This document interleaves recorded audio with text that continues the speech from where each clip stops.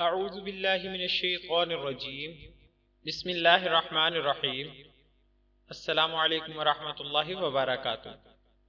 قرآنی صورتوں کا مختصر خلاصہ۔ سورۃ الفاتحہ، سورہ نمبر 1۔ سورہ فاتحہ مکی سورت ہے جس میں 1 رکوع اور 7 آیات ہیں۔ فاتحہ کے معنی ہیں شروع کرنے والی۔ چونکہ یہ سورہ مبارکہ قرآن کریم کے شروع میں آئی ہے، اسی مناسبت سے اس سورہ مبارکہ کا نام فاتحہ رکھا گیا ہے۔ اس سورہ مبارکہ کو قرآن کریم کا خلاصہ بھی کہا جاتا ہے۔ یہ سورہ مبارکہ صرف 7 آیات پر مشتمل ہونے کے باوجود قرآن کریم کے بنیادی مقاصد کو بیان کرتی ہے۔ اسی لیے اس سورہ مبارکہ کو ام القرآن اور اساس القرآن بھی کہا جاتا ہے۔ قرآن کریم کے بنیادی مضامین 3 ہیں: توحید، رسالت اور قیامت۔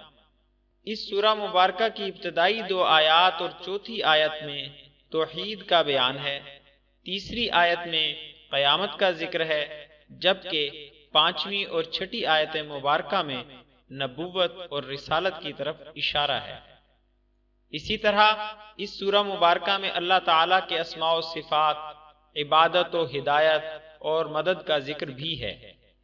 ایک طرف انبیاء اور صلحاء کا تذکرہ ہے تو دوسری طرف ان قوموں کی روش سے بچنے کی دعا ہے جو اللہ کے غضب کی مستحق اور گمراہی کا شکار ہوئی۔ شاید پورے قرآن کریم کی یہی جھلک دکھانے کے لیے ہمیں بار بار نماز میں سورہ فاتحہ پڑھنے کا حکم دیا گیا ہے۔ آخر میں آپ دوستوں سے گزارش ہے کہ ہماری حوصلہ افزائی کے لیے ہماری ویڈیوز کو لائک اور شیئر ضرور کریں، اور نئے آنے والے دوستوں سے گزارش ہے کہ ہمارے چینل کو ضرور سبسکرائب کریں اور آنے والی ویڈیو سے باخبر رہنے کے لیے بیل آئیکن پریس کریں۔ شکریہ۔